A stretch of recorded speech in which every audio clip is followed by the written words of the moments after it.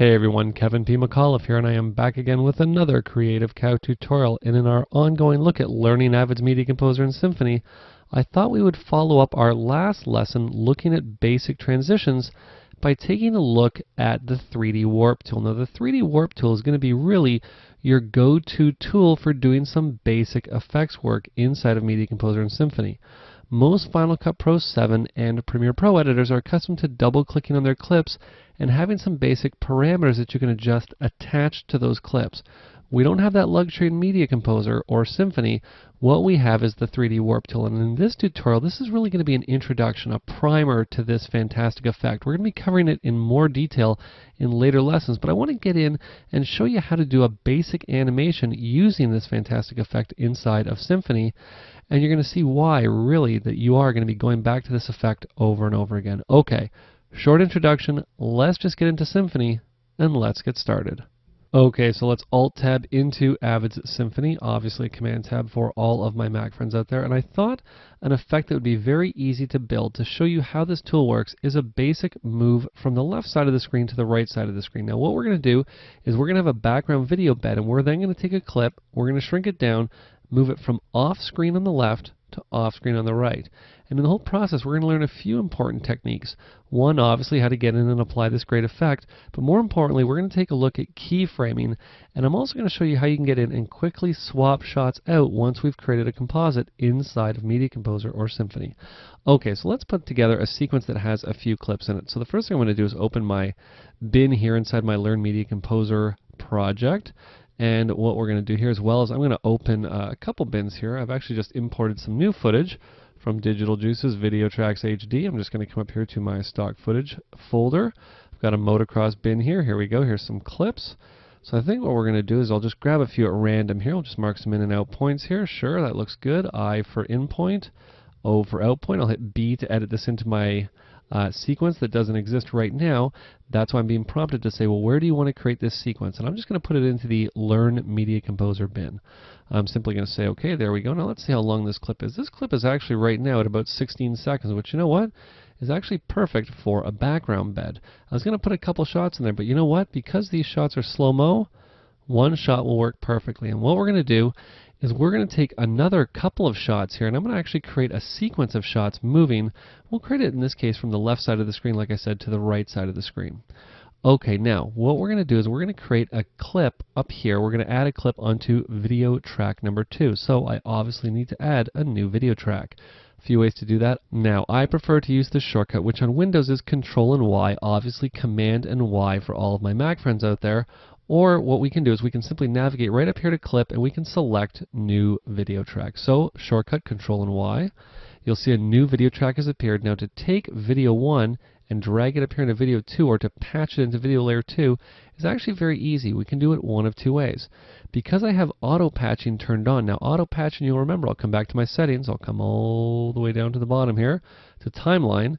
You'll see inside of timeline, inside of edit, right here I have auto patching and auto monitoring turned on. I'm just simply going to cancel out of that.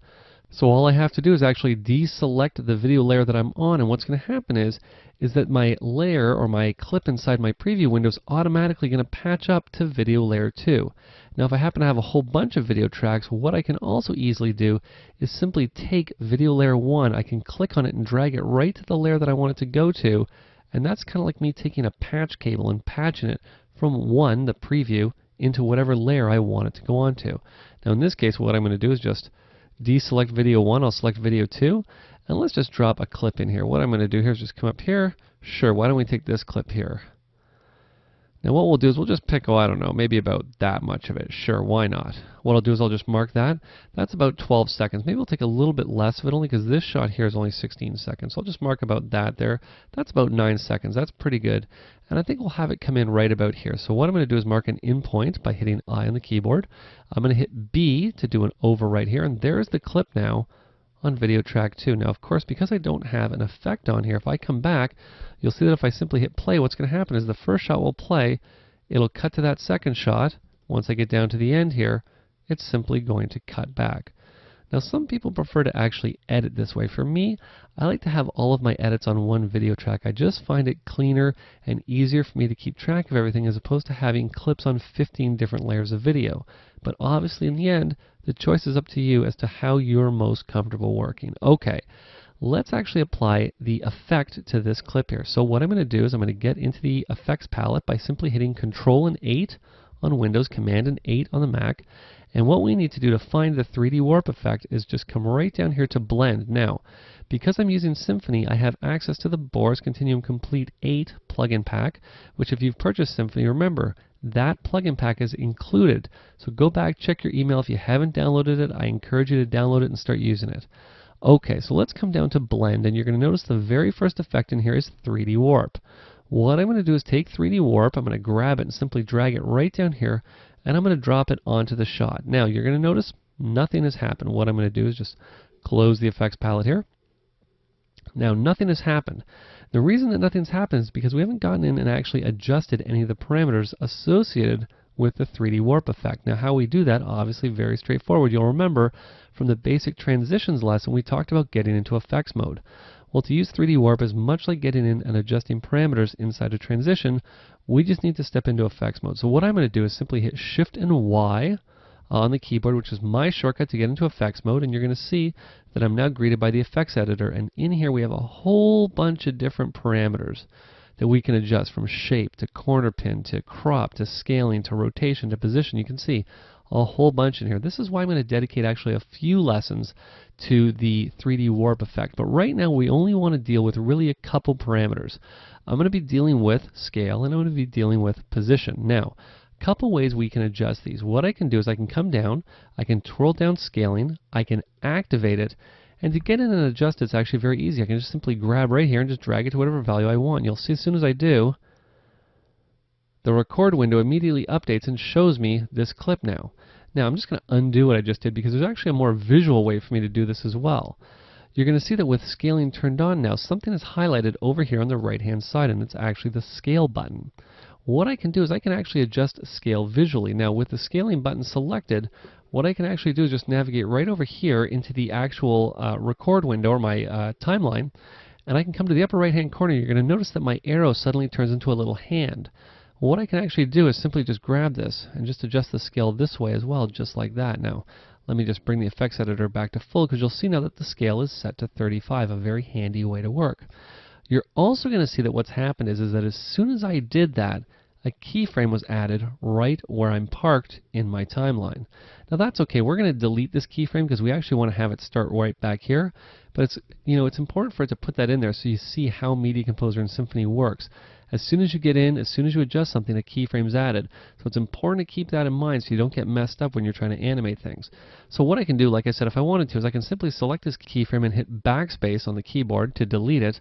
And now what I can do is simply take this layer. I think it's still a little bit too big. I'm just going to shrink it down a little bit more, and you'll see that again a keyframe has been added, so I'll just delete that. And I think what I'll do is I'll just come all the way back to the beginning here, just because I'm going to need a keyframe right here. And I'm going to take this layer and I'm just going to drag it right outside of the frame. Now, you're obviously going to notice that we now have a problem.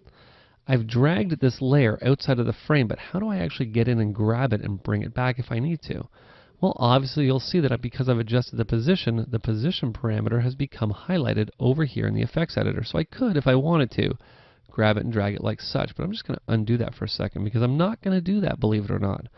I like getting in and grabbing these elements and moving them exactly where I want them to go. So what I can actually do is zoom back on the canvas. Now most people think that Control and minus would be the way to do it, and you can map your keyboard to do that, but you'll also remember that I do have some shortcuts located right here on the right hand side of the effects editor, one of which is to zoom back or reduce. You'll see as soon as I zoom back I can now see that element parked right here. Now like I said, because a keyframe has been added at this point, I don't need to get in and add another keyframe. But at any point if I wanted to add a keyframe, I can actually add a keyframe by simply clicking on the Add Keyframe button located right here. Now this is a default button that's always there when I go into effects mode, so just keep that in mind. You don't need to have it mapped to anything. You can get access to it right here. Okay, now what I'm going to do is I'm just going to come all the way down to the other end here. And I'm going to bring this element right over here. I want it to go directly across the screen to the right hand side. Now I could grab it and drag it and hold shift, But I think what I'm going to do instead is I'm just going to grab the X value here and just drag it right over like that. Now you'll see that what's happened is a keyframe has not been added. Surprise, surprise. Why? Well, what was happening was, I'm just going to undo what I just did. What's happening is that because this keyframe is still highlighted in pink, I'm actually adjusting this keyframe over here whether or not I'm at the end of the timeline or not. So in this case, what I'm going to do is I'm going to come in, and since I only want to adjust the position parameter, I'm going to adjust just that, because what happened was that once I applied this keyframe, I'm just going to move over my show hide keyframe graphs. You'll see what happened was that once I got in and adjusted the position, it actually applied a keyframe for all of those parameters. But I really only needed a keyframe for just one of them. I only needed it for the X value, which is actually located right here. And I can get in and add a keyframe for just that if I want to, or I can add it universally for every parameter inside a position. Now, to add it just to X, all I have to do is simply right-click in here, and I can simply say Add Keyframe to just the X value, and you'll see that a position keyframe has been added, but it's only for the X value. Okay, now what I can do is take this element here, and we'll just drag it right over here like such. And you'll see that I know an animation is now happening because I have this line that has appeared across the screen. I think 750 is probably about where I want to be. Even that's probably too much. Let's try 700. Well, look at that. Even that's too much. 650 maybe? I think that's probably pretty good. And you're going to see now that what's going to happen is that if I step out of effects mode by simply hitting Y on the keyboard, or I can simply navigate over here and click on the source record mode button, what I now have if I come back and I simply hit play is I now have a DVE effect that I've created moving across the screen. But you'll remember I said that I wanted to double up on this, and I actually wanted to have a few images moving across the screen at the same time. Well, this is where people start to overthink what they're doing. This is where they'll create a new layer, they'll get a new video clip, they'll apply 3D warp, and they'll go in, they'll try to do the same thing, try to match everything, and you can already see it's becoming a lot of work. And it doesn't need to be if you put a little bit of thought into it. Let me show you what I mean by that. What I'm going to do is I'm going to create a new layer of video. You'll remember the shortcut Control and Y in Windows, Command and Y on the Mac. Let's just make sure I have my timeline selected here. Control and Y, there we go. And what I'm going to do is I'm going to select this clip right here, and I'm actually going to copy it up here into the preview window. What I'm going to do that is I'm simply going to press Alt and C. Now by pressing Alt and C, what's going to happen is it's going to take this clip and it's going to copy it over here into the clipboard. You'll see there's the effect right there. What I'm going to do now is simply move up a layer. I'll just come back here to my timeline. We're going to move up a layer. I'm going to make sure I have my in and out point selected. I'm going to do the same thing on this clip here, and I'm going to hit B to edit it into my timeline. Now what I basically have now is two clips right over top of each other. Not quite what I want. What I'm going to do is I'm just going to grab the segment mode lifter overwrite tool, and I'm just going to drag this down. And by doing that, you're going to see that what's going to happen now is that the two images are now beside each other. Now what I'm going to do here, just to keep things straight, is I'm just going to move down a little bit here. Again, I'm going to grab this, drag it down a little bit, because what I want to have is a bit of a gap in between the two of them, kind of like that. Now what I'm going to do is just come back, and you're going to see now that what I've done is essentially create a sequence of two clips moving across the screen. Now I can do the same thing again and try to guess at it, or I can be fancy and I can mark an in point here. I can come here, step back a frame and mark an out point. And I know that at 128 is the distance I need to put between the two of these to get that nice space in between those two clips. So again, let's do it again. Control and Y on the keyboard to create a new layer of video. Again, I'm going to deselect that layer. We're going to come in here, and I think I said 128. Yes, I did. So I'm going to go plus 128 to move down 128 in my timeline. I'm simply going to hit Enter. There we go. I'm going to mark that as my in point, and what we're going to do now is take this clip again, and we're going to edit it into our timeline. And guess what we have now? We now have these three shots moving across the bottom of the screen. Very cool. Except, of course, for the problem of these three shots are exactly the same, and we don't want those three shots to be exactly the same, do we?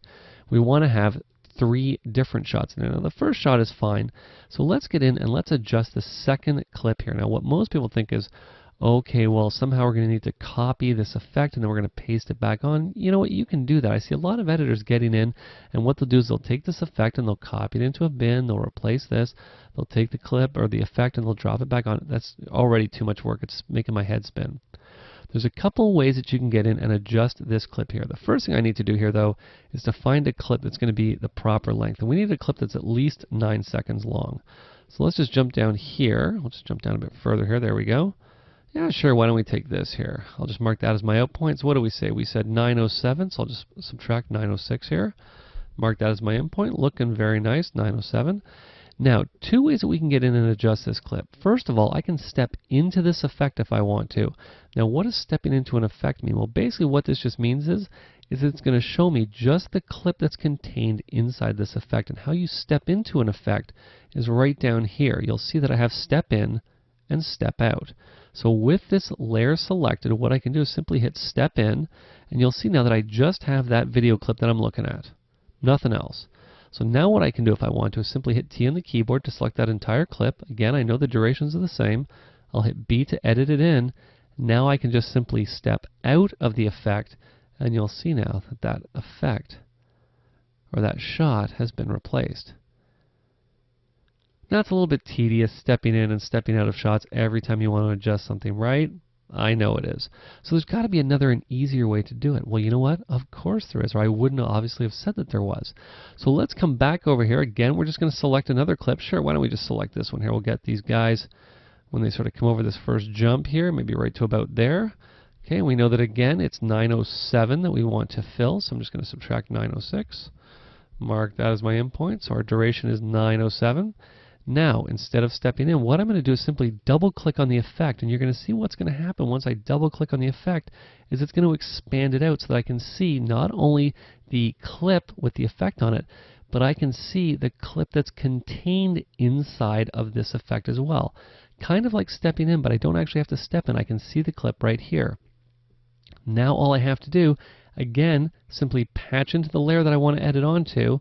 I'm going to hit T to mark the entire clip, and I'm going to hit B again to overwrite, and you'll see as soon as I do, I now have 3 different shots in here. Now if I want to get back and I want to collapse this back down again, I can just simply double click on that effect again, and you'll see if I come back, I've created actually a pretty complex composite right from within my Symphony timeline. No need to get out and go to a compositing application to do it.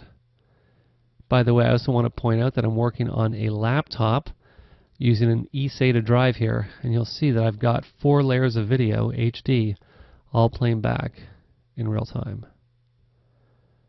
Okay, now again, we're only scratching the surface of the 3D tool inside of Symphony and Media Composer. In future lessons, we're going to get in, I'm going to show you really all of the different types of things you can do inside this fantastic effect, and you're going to see again why it's really going to be the go-to effect for most of the effects work that you're going to do inside of Media Composer and Symphony. So if you have any questions, you have any comments, or you have any tutorial requests, you can send them to kevinpmcauliffe@gmail.com. This has been Kevin P. McAuliffe. Thanks a lot for watching.